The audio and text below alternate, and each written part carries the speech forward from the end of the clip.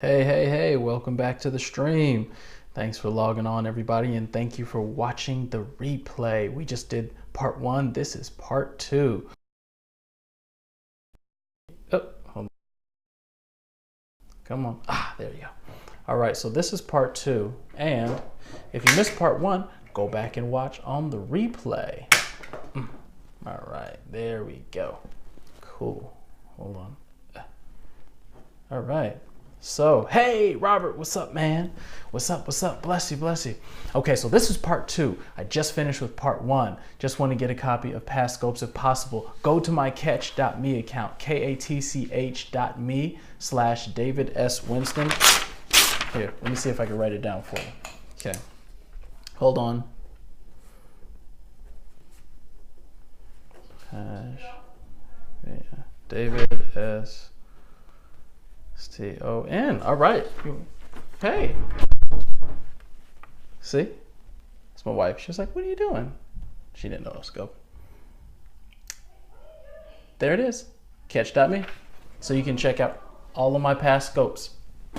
All right. So let's get it in. And I'm taking a poll. So Derek's a machine, 1,500 hearts. He is a machine. Man, go hard. Nice job. So this book can be yours, and I'll send it to you free of charge if you are the one who gives the most hearts over these 4 scopes. I did part 1 just a few minutes ago. Go check the replay. Here is part 2, and I will send you this if you give the most hearts. What I want you to do is I want you to give mega hearts if I start describing you. A lot of us have different personality types, and so if I describe your personality type, I want you to tap the screen. Don't break the screen because we know that's expensive, but tap the screen and give mega hearts to let me know like that's me, because I'm taking a poll. I want to see which scope gets the most hearts to see what personality type you all most identify with as my Periscope followers and family. So once again, the book by Florence Littauer is Personality Plus. So I'll send it to you free of charge if you have the most hearts. I want to talk about cholerics. So we did first sanguines. They are extroverted, and we learned about them in the last scope. Check out part 1 if you missed it. Here's part 2, and part 2 is about choleric, powerful choleric. Powerful cholerics are called powerful cholerics because they are leaders. I said in the caption, I'm in control. And a lot of times cholerics, they like to be in control. They like to control the situation. And that's not a bad thing. That's not a negative. And I want to let you know that, and yeah, it is a weird name. I want to let you know that none of these are bad things, and no type is better than the other. They're just different. But here's the key that you need to know. If you understand people, you understand personality types, then you can build better relationships with people and you can understand yourself. So how's choleric spelled? C-H-O-L-E-R-I-C. C-H-O-L-E-R-I-C. And Tina, I know you're taking notes. Make sure you go to tap on the link in my bio. If you tap the link in my bio, yes, Revive One, that's right. If you tap the link in my bio, it actually has a personality test, and it actually lists some of these bullet points that I'm talking about right here. It'll list them out for you so you can print it out and you can have it. It's a really great tool. So I just want to do this to help you, because if you know yourself and you know others around you, you can understand your wife or your husband better. You can understand your kids better. You can understand your friends better. If you work with teams, or if you're a manager, a leader, you can understand your team better. How can I send that to my email? I think if you tap on the link, and then you can maybe send the link to your email. Yeah, send the link to your email, or just type the link in your web browser on your computer and go to it that way. So I think it's bit.ly slash what did I say? Personality test 101. Screenshot maybe. Yeah. But if you just type in that link, if you go to the link and just type in that link in your web address on your computer, then you'll go right to it as well. So let's get into it. Powerful cholerics. So what is their basic desire? To have control. Now, if I'm talking to you, hey, it's not a good or negative, you know, it just is. That's how we're made. And so if I'm talking about you though, tap the screen, okay? The basic desire is to have control. Come on, cholerics, where you at? Basic desire is to have control. So they like to be in control of things. That didn't used to be my personality type, but I've actually grown a lot in this personality type because of what my life has required. It's actually required me as a father, as a husband, as a leader in church and in ministry. It's required me to do it. Yes, Tony, thank you. That's the link right there. And so it's required me to become more strong, more of a leader. And control doesn't mean negative. It just is. Their emotional needs. So if you're a choleric person, your emotional needs are loyalty. Loyalty is very key to you. Loyalty is very big for you. You know, some people can kind of get stabbed in the back and they're like, man, whatever, I'm done with them. But for some, you know, it hurts them deeply when people are disloyal to them. That's why for some of you, if you're choleric, you couldn't imagine a spouse cheating on you and then staying with them. Like you couldn't imagine that, because loyalty is so key and crucial to you that you may not be able to imagine getting over something that cuts you so deeply in the area of loyalty and somebody being disloyal to you. That's a choleric trait. And so loyalty is something that is very big to you. It is very core value belief for you. Having a sense of control. That is something that is also very big with cholerics, having a sense of control and also having appreciation, being appreciated by those around you. You know, if you're doing a good job at work, maybe you're doing things around the house, maybe you're at school, being valued and appreciated by those around you. That's also another choleric trait. Also, getting credit for work. I know it's not all about like me, give me credit, look at me. But that is actually part of a personality type that you want to be acknowledged for your work. So it's not so much just getting credit and accolades, but being acknowledged for your work and what you've done and what the good that you're doing. And so for cholerics, you know, one of the ways that they control their environment, they control their situation, is by threat of anger. I know some choleric people, I'm thinking of a couple specifically that you know, sometimes if things aren't going their way, they'll go into this very aggressively angry, not necessarily like physically harming people, but aggressively angry attitude in which it is threatening people that if they don't get in line or get on board or get in the boat with what they want to do, then it's just going to get worse, and others around them are going to have to suffer the consequences. And I'm not saying that's right, but you know, we all have our things that we're working on, but that's one of the choleric traits. And so another choleric trait is that they're extrovert, just like we talked about sanguines. We talked about sanguines being extroverted. So if you're a choleric person, you're an extroverted person also, meaning that you get energy from people. It's funny, you know, me and my wife joke that sometimes we'll be laying in bed and you might be a hybrid of different people. So this might not fit the bill all the way for you. But me and my wife, sometimes we'll be in bed and about to go to sleep and I'll be talking. And so she'll start joking and she'll say, you can't keep talking, you wake me up. And that doesn't mean that she doesn't want to talk to me, but she's actually a choleric person. She's a choleric sanguine person. And so what happens is if I start talking and trying to engage her in conversation, it will literally energize her. And so instead of, you know, being tired and drifting off to sleep, she'll start to get energy and want to keep the conversation going. And so I know when she's tired, don't try to enter into that conversation with her, because she's ready to go to sleep, just like any of us are, and that'll wake her up. But introverts are different. Introverts, we actually we lose energy from people. That means that being around people, having to have conversations with people, it actually it depletes our energy. In order for us to fill our energy back up, or for us to recharge our batteries, we actually have to be alone. Or you might be around one or two safe people, I'll say, that don't seem to take energy or require anything from you, because sometimes too much conversation can seem to drain you. LOL, my husband talking in bed puts me to sleep. That's funny. And so choleric people, they're sometimes they can come off as unemotional.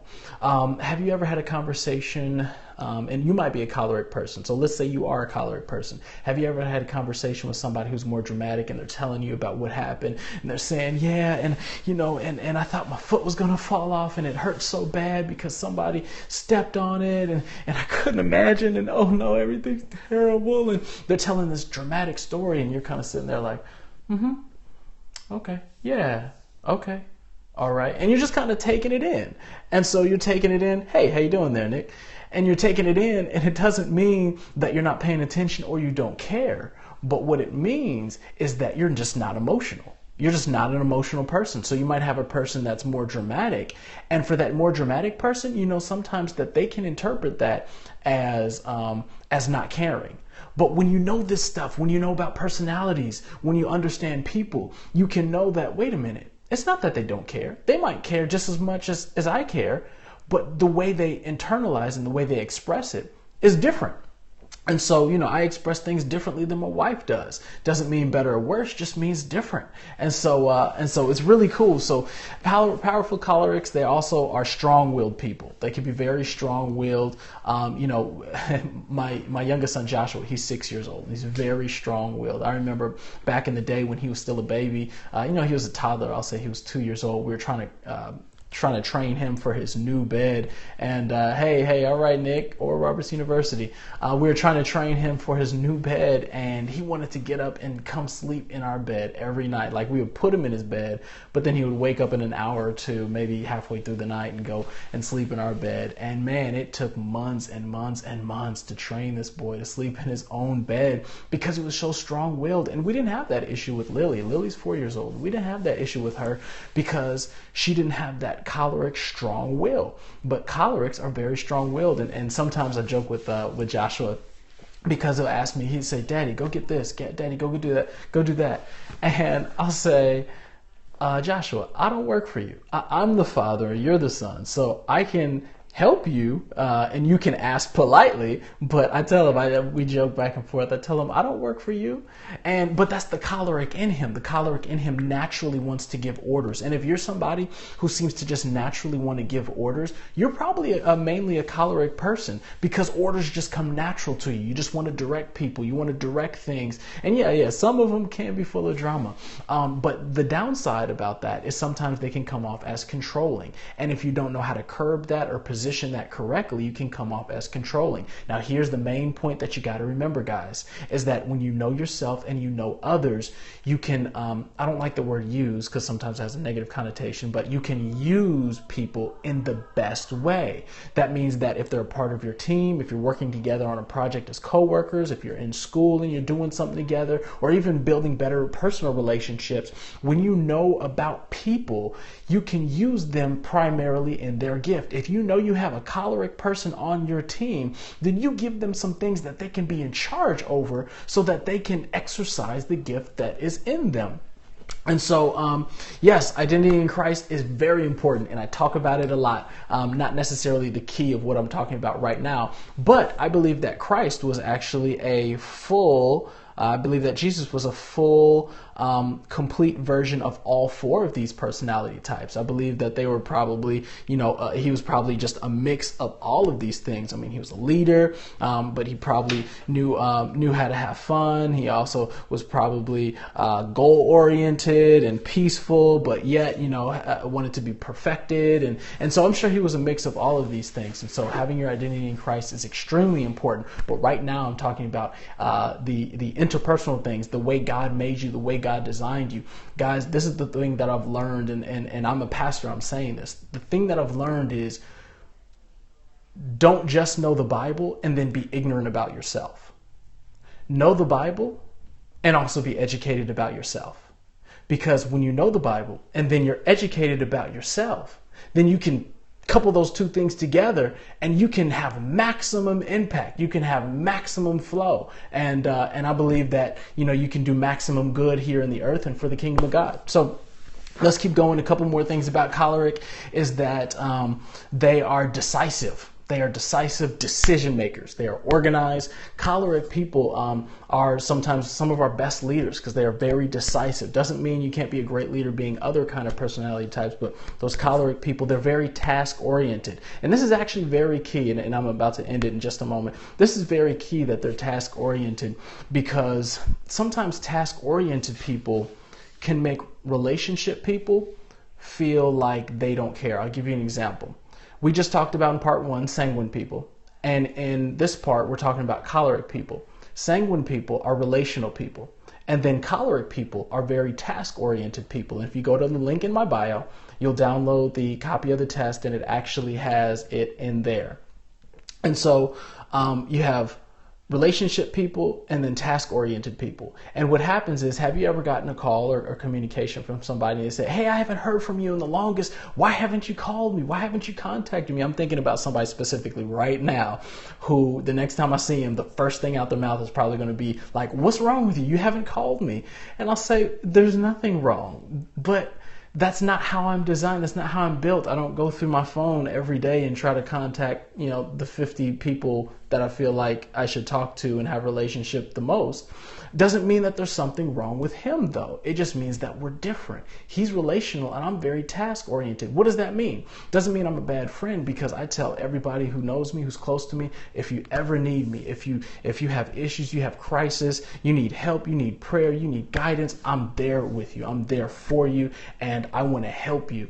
And so, but categorize that as very task oriented. Like, if you need me, I'm here, but don't expect me to call you every day and, you know, try to build relationship. That's just not how it's going to go, because I'm actually very task oriented by nature. Choleric melancholy is actually my 2, and I'm going to talk about melancholy next. And so, once again, I appreciate you guys logging on. That's the end of part 2. We talked about choleric people. And so those choleric people, they're great. They are extroverted and optimistic and outspoken. We're going to talk about introverts next. It's really cool. It's my daughter, Lily. Hey. Lily's actually, I'd say Lily's actually sanguine phlegmatic. And so we're actually going to talk about melancholy next, which is actually my primary. My wife's primary is choleric, but I'm actually primarily melancholy.